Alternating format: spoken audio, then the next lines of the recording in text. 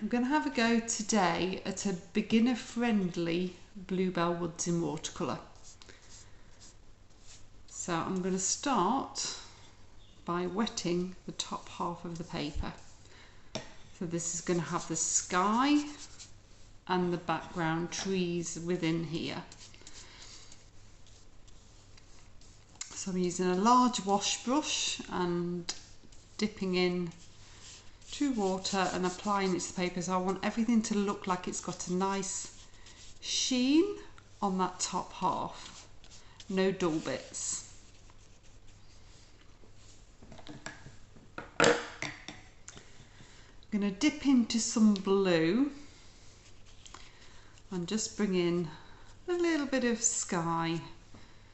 So there'll be a lot of trees in the background, but you do want a little bit of sky in there as well.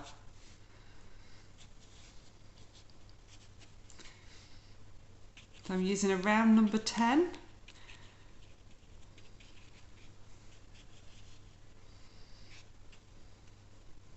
I'm coming all the way down, so I'm leaving odd little bits of white, but I'm coming all the way down to that line there where the water ends. I'm just going to dip into a little bit of a rose colour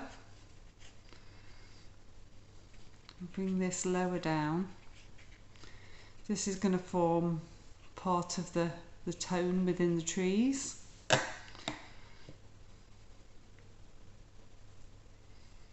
I'm going to swap down then to a smaller brush, so a round number 6. So I want to control a little bit the paint that I'm going to apply now. So I'm going to come in with some green. So I'm using a fresh green, which is a sap green. Where it's mixing with the pinky tones, it will look much more natural. Hence why I've popped the pinky tones in there. And this paint is neat, so I'm taking this neat in on the brush and just spreading it around on the wet paper. I have got a more extensive Bluebell Woods tutorial on my channel. If you wanted to search that, if you're looking for something a bit more complicated. It's broken down into lots of different sections. This one is very simple for a beginner painter.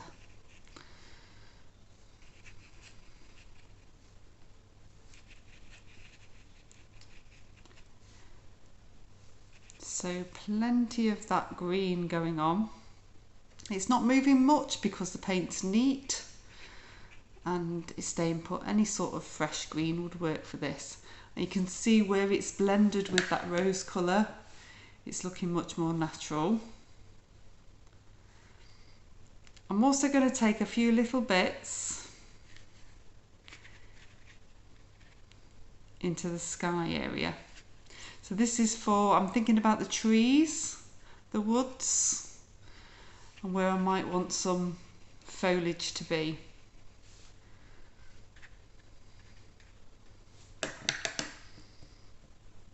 If you want any lighter bits of foliage, you can use a little bit of yellow in there.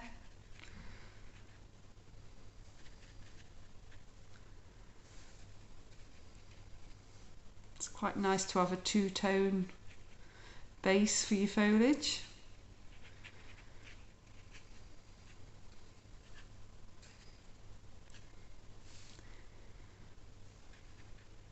Gives a little bit of an indication of sunlight as well.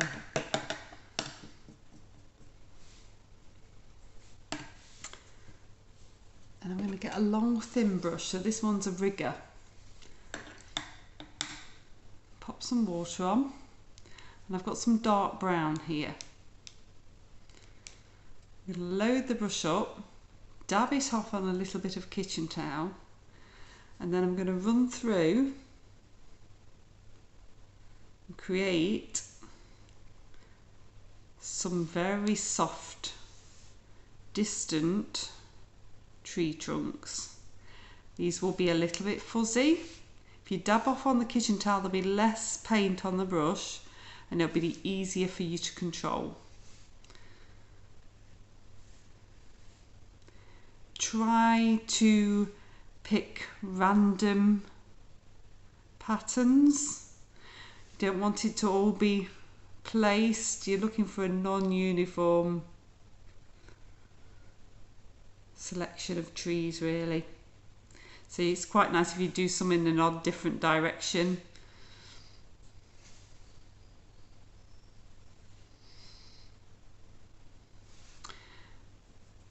This is giving a real nice softness and sense of distance in the background as well.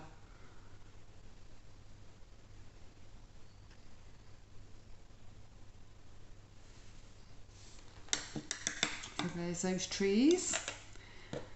Then I'm going to leave a very fine gap of about 1 millimetre between the sky and trees and the ground. You'll see when the paint comes on, that very fine line, it just stops them blending together. You can dry it in between.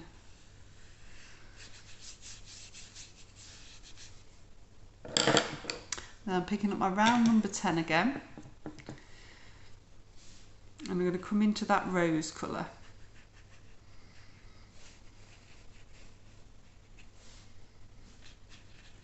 This is going to be the start of our bluebells. So you sort of do a little circular stroke arching motion. You'll get a really nice effect. Take a little bit into that corner. A little bit there. Then I'm going to dip into the blue. So the blue is going to mix together, and we're mixing on the paper. Mixing on the paper always gives much more vibrancy than mixing in the palette.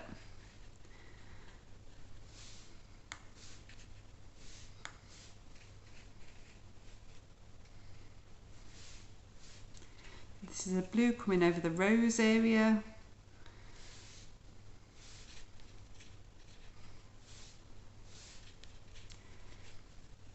You can have a variety of tones in here.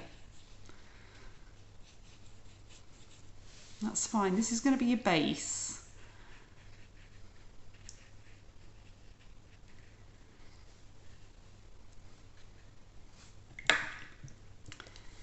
I'm going to take some green and fill in the in-betweens. You can sort of dip in to the other areas as well. You just want a nice blend. This is your base.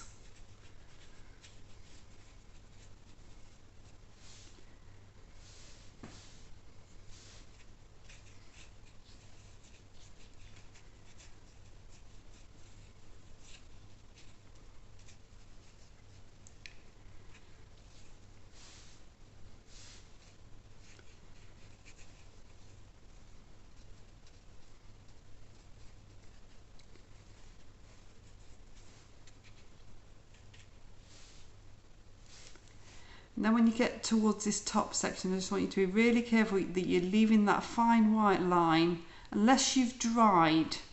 If you've dried your sky and tree area, you're fine. It's quite nice actually to have that white line because it gives a little bit of highlight to the picture. Okay, I'm going to dry that off. Okay, so that's all nicely dry, so I've got some nice soft trees in here, some foliage building up and some background colour for the bluebells as well. So a natural sponge or a piece of a natural sponge is fantastic for doing trees and for doing any sort of stippling. So if you slightly wet it, you can dab it off on some kitchen towel. You just want it to be damp and you squeeze so you've got a really nice surface. You can see all of those bobbly bits on there. That's what you're going to use to start to do the foliage. So I'm going to dab into some green, then I'm going to come onto the paper and dab. So this is going to build up very quickly some lovely foliage.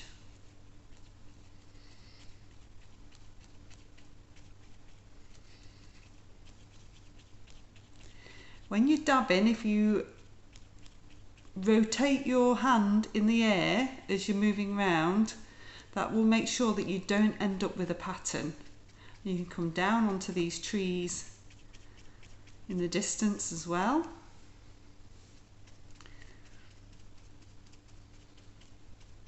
So it's a nice light touch, not too wet. Does take a bit of practice to do sponging, but the more you practice, the easier it becomes.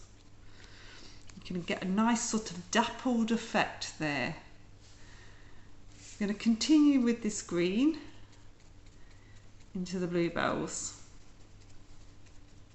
So I'm looking on the green areas really.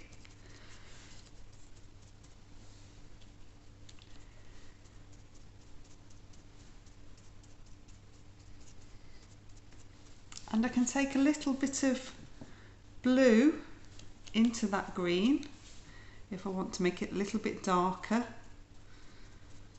towards this front section. Give it a bit more depth as it's coming forwards.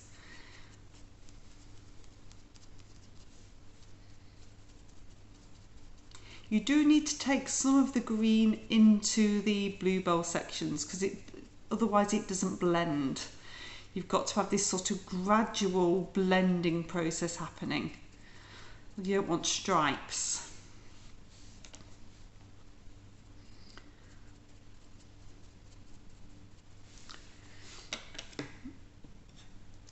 And then I've got that rose colour and I'm just going to add a little bit of the blue to it to make a purple. So I can come over with a purple. You can dab your sponge off and then come in with the purple over the top. This is the start of your bluebells appearing. Doesn't matter if you go into the green a little bit. If you've got little areas, you just squeeze the sponge to the size you need to be.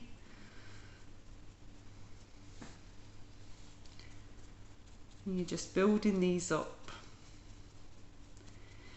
You can put more layers on, but just make sure you dry it in between if you're going to do that, because when it's wet it just all starts to get a little bit blobby. What you will find is you will use quite a lot of paint when you're doing it this way. So make sure you mix up plenty. I'm just mixing up a bit more purple now.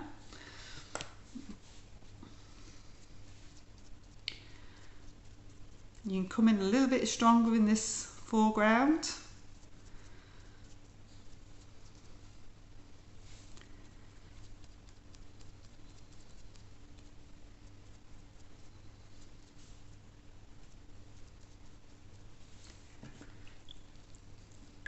Okay, I'm going to dry that off. So it's now spot the difference. The difference is I've turned the picture upside down. It's much easier for you to paint trees and branches if you paint downwards. You get a nicer point. If you're struggling to paint upwards, it's always a struggle to get a really nice point. So this is my tip, turn it upside down. Nobody says you have to paint the right way round. And we're going to start to put in some stronger tree trunks to match this foliage. So this is around number 6 I'm coming in with. We're sticking to that horizon line and I'm tapering off as I'm coming up. And I'm coming through some of the foliage. And I'm going to do a few of these. I might do one there next to it. This is the sepia paint, which is the dark brown. You don't really need any fancy brushes for painting trees. There's lots of fancy brushes sold, but you don't really need them. If you've got a good round brush with a fantastic point, it will do what it needs to do.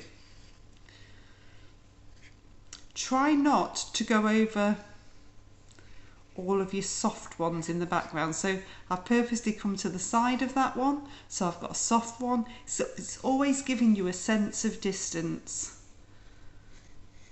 Again, we're looking for non-uniform. We don't want a pattern, so do them in different directions.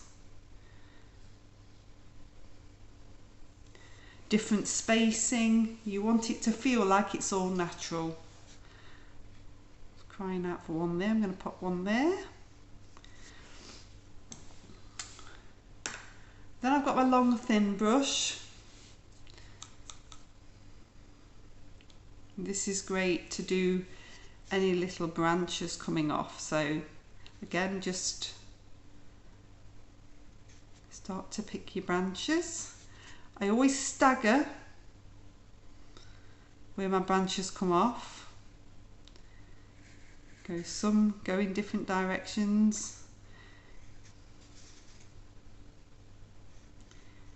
Again, it's just always you're thinking non-uniform. As you're doing it, you're thinking, I'm not making a pattern. If I'm making a pattern and it looks too similar, then I need to think about it and change my pattern. They can cross over one another.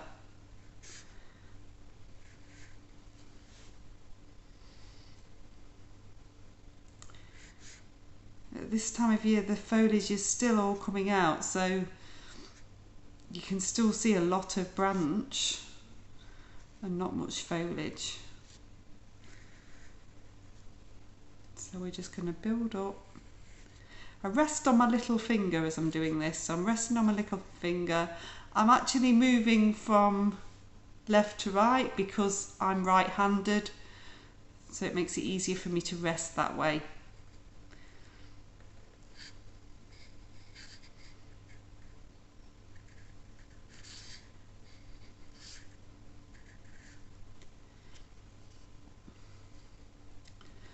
So you get a really nice effect, a nice sense of distance.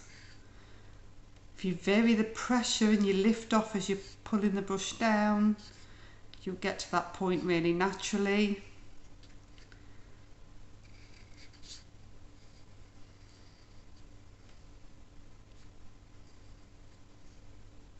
If you make a little blob like that, then bring it into the design. So that can be part of the tree trunk. Sometimes things happen and you just have to work with them, especially with watercolour. It's about embracing what's happening and working with it.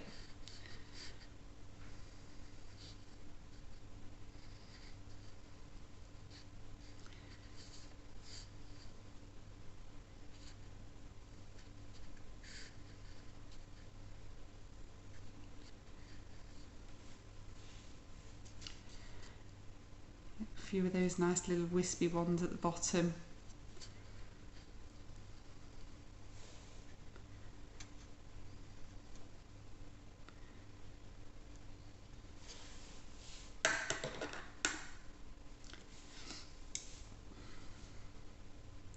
And then I've got my round number 6 again. And I'm going to pop us one bigger tree in. I'm not going to do too many because this is a beginner's picture. And I don't want to overload you. So I'm going to come further down or further up because I'm upside down, and this is with the yellow. So I'm painting on with the yellow and I'm going to make a bigger tree trunk. So I'm coming up and over everything that I've done there. I'm going to start to come in with some brown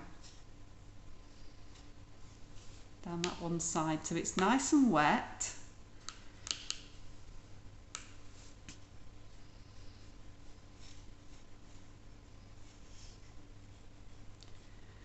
And as you can see the paint moving and creating that lovely cylindrical feel of the tree. At the bottom or the top, because I'm upside down, I'm just going to break through that bottom of the trunk. Then I'm going to come up this side. It's still nice and wet.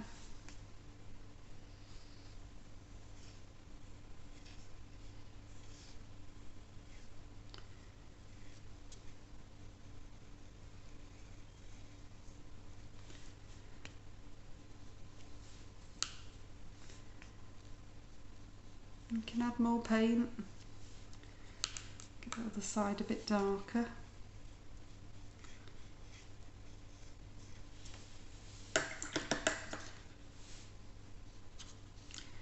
You can add a little bit more green if you want to, because you get the mossiness on the trees. So I can pop a bit of the green into that centre.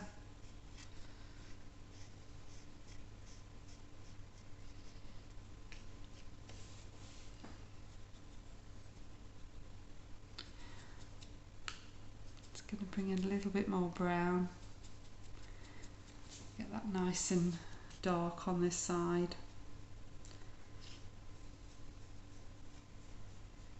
What you're just trying to do really is cover up what's underneath. You don't want that to really be showing through too much.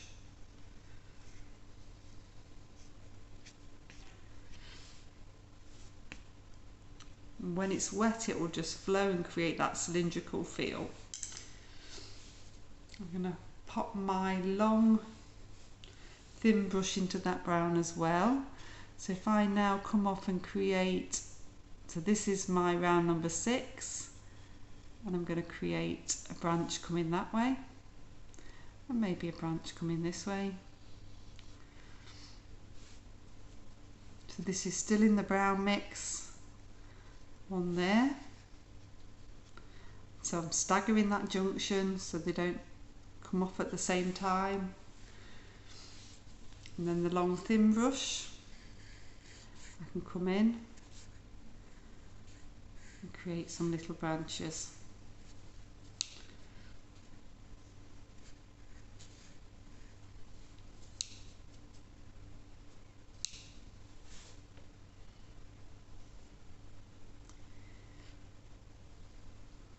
You don't need too many.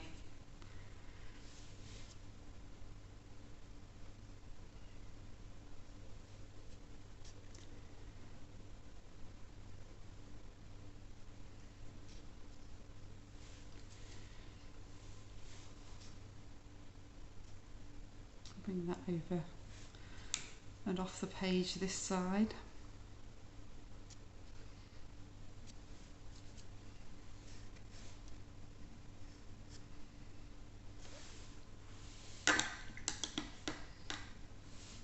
Okay, I'm going to dry that off. Back round to the correct way now. You can see how lovely that tree looks. Now it's been dried off, it's got a really nice glow to it where we've put that yellow and green in there. What I want to do is just create a few wispy bits coming out the bottom of this tree. This is just twiggy bits.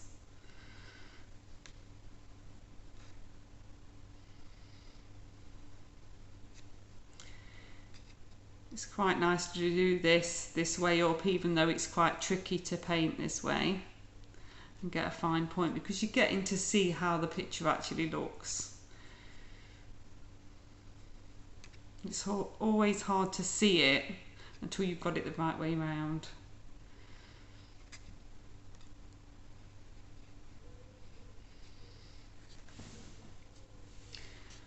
Make sure we get enough of these in to create a really nice balance.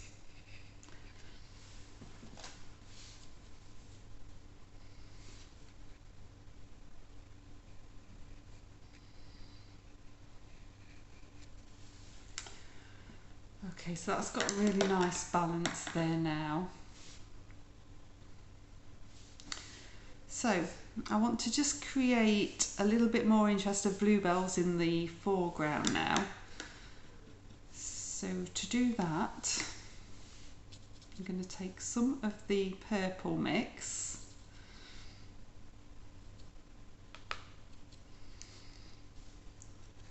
and dab in. So this is with my round number 6.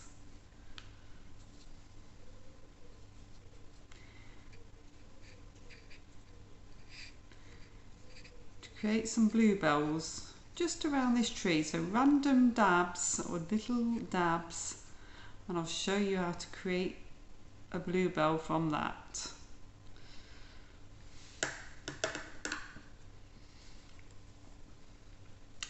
So I'm going to dip into the purple with my long thin brush, and I'm just going to run down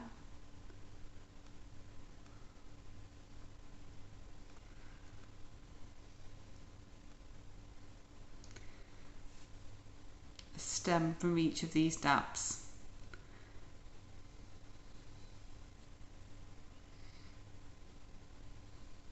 Doesn't matter if some of them overlap, so you might not always see a stem from them if they're behind another one.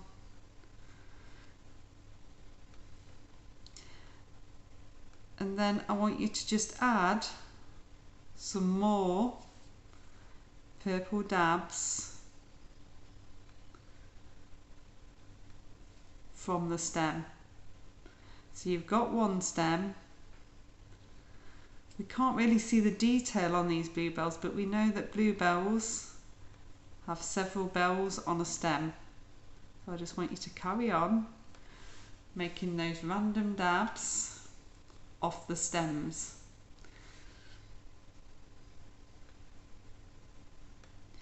You can alternate left to right. You can do two at the same time together. You just don't want to create a full pattern. You can do some one side and some not the other side. We're just creating an effect. Because it's a little bit bigger, it's giving us much more of a foreground here now.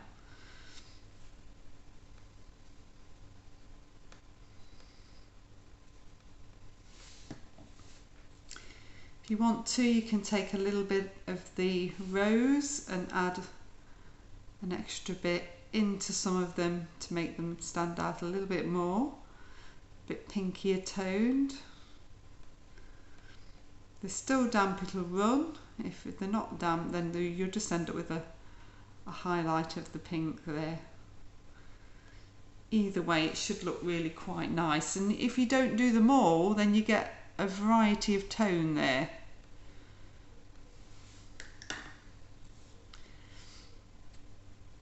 Then if I just pop that same brush, the long thin one, into the green, I'm going to start to just create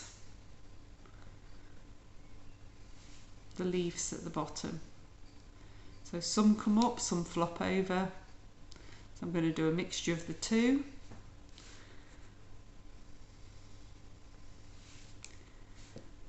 It's just at this bottom section really you want that, so it's giving you a sense of flow through the picture.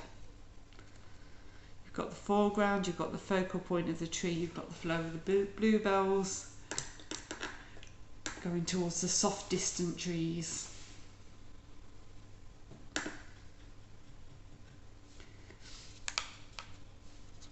If you've got some of the brown left, then you could just water that down a little bit.